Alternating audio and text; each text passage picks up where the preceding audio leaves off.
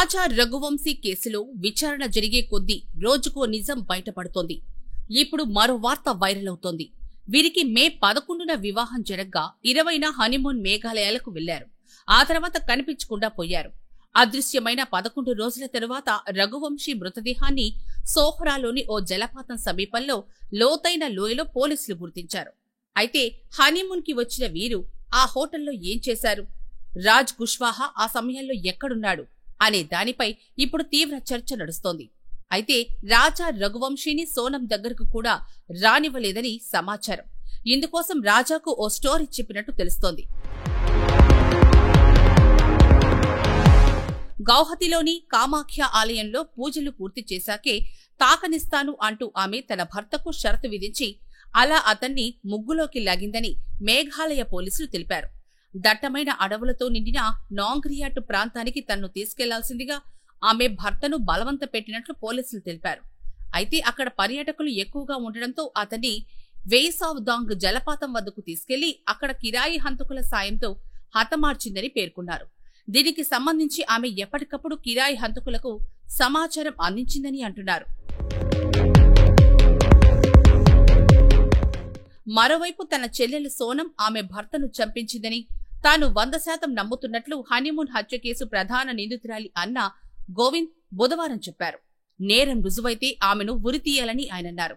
తన సోదరి సోనంతో తమ కుటుంబం తెగదెంపులు చేసుకుందని గోవింద్ అన్నారు. రాజా రఘువంశీ కుటుంబానికి న్యాయం అందించడం కోసం న్యాయ పోరాటం చేస్తామని వెల్లడించారు. మరోవైపు సోనంతో పాటు ఆమె స్నేహితుడు రాజ్ కుష్వాహాకు మరో ముగ్గురికి 8 రోజుల పోలీసులు కస్టడీ విధిస్తూ షిల్లాంగ్ కోర్టు ఆదేశాలు జారీ చేసింది. जुर्म उसने कबूल करा नहीं करा मुझे आइडिया नहीं है। मैंने ऐलान कर दिया कि उसने जुर्म करा है और उसके लिए मैं खड़ा हूँ। मैं खुद उसकी लड़ाई लड़ूंगा। मैं राजा के साथ हूँ। आप सोनम को बाइकआउट कर रहे हैं? मैं बिल्कुल सोनम को बाइकआउट। सर, आपके माता पिता अभी भी इस बात को स्वीकार नहीं कर रहे हैं? नहीं, हमारे माता पिता ने स्वीकार कर लिया है। देखिए, सुबह 8 बजे जब आप लोग पहुंचे, मैं उस समय फ्लाइट में था। मैं माँ बाप को बता नहीं पाया था, इसलिए मेरे पिताजी ने बहुत सारे बयान दिए हैं, मगर उसमें यह है कि उनको कुछ भी नहीं पता था। जब मैंने उनको बयान करा तो उसके बाद में बाइकआउट उनने भी करा है और वो मीडिया के सामने नहीं आ पा रहे हैं।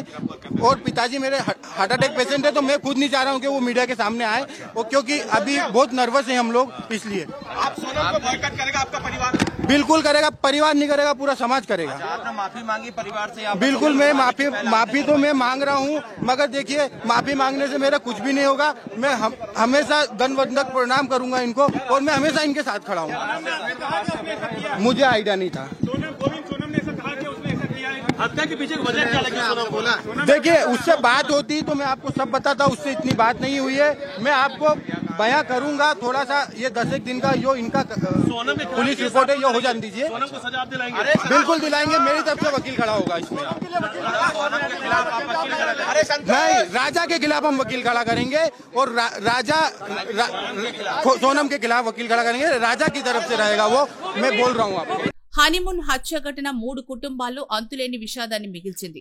తమ కోడలు సోనం ఇంతటి దారుణానికి ఒడిగడుతుందని మేం ఊహించనేలేదు. ఆమె మరొకరిపై మనసు పడి ఉంటే మా అబ్బాయిని పెళ్లి చేసుకోవడానికి ఎందుకు సమ్మతించిందో అర్థం కావడం లేదు. ఆమె మా అబ్బాయిని చంపాల్సిన అవసరమేమొచ్చింది. తమ బాబు మేఘాలయ నుంచి మృతదేహమై తిరిగొస్తాడని కలలోనూ ఊహించలేదంటూ హతుడు రాజా రఘువంశీ తల్లి ఉమా కన్నీటి పర్యంతమయ్యారు.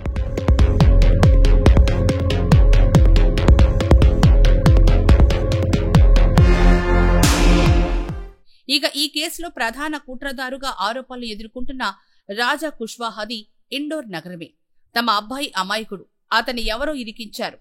20 ఏళ్ల అబ్బాయి అంత పెద్ద నేరం ఎలా చేయగలడు అని రాజ్ కుష్వాహా తల్లి చున్నీ దేవి ఏడుస్తూ ప్రశ్నించారు. मैं बस यही कहूंगी सर कि मेरा बेटा ऐसा नहीं है, वो कभी ऐसे काम नहीं कर सकता। वो बहुत छोटा है, बहुत अपने 3 बहनों की जिम्मेदारी उठाता है। जब से उसके पापा न रह गए, जब से वो कपड़ा मार्केट में काम करता था, रात में आता था तो खाना खाता था, फिर न्यूज़पेपर डालने जाता था, फिर सुबह कपड़ा मार्केट जाता था। तो एक हमारे पड़ोसी भैया सब रहते करते थे, तो उन्होंने बताया कि यहाँ पे काम कर लो। गोविंद भैया के यहाँ का नाम नहीं उनका लिए, पर बोलते कि यहाँ पे काम कर लो तो तुमको अच्छा रहेगा। तो वो यहाँ से जाके वहाँ काम करने का एक दिन गया तो बोलते मम्मी अच्छा मैं काम कर लूंगा।